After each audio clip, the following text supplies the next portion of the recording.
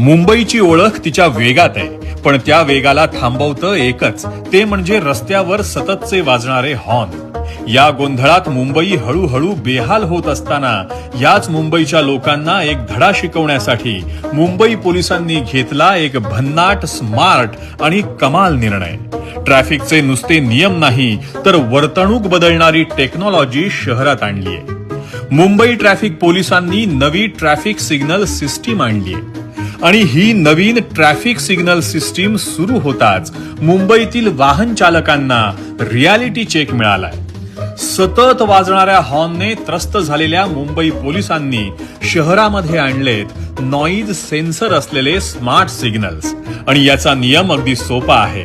हॉर्नचा आवाज 85 डेसिबलच्या वर गेला की लाल सिग्नल थेट 90 सेकंदांवर रिसेट होणार.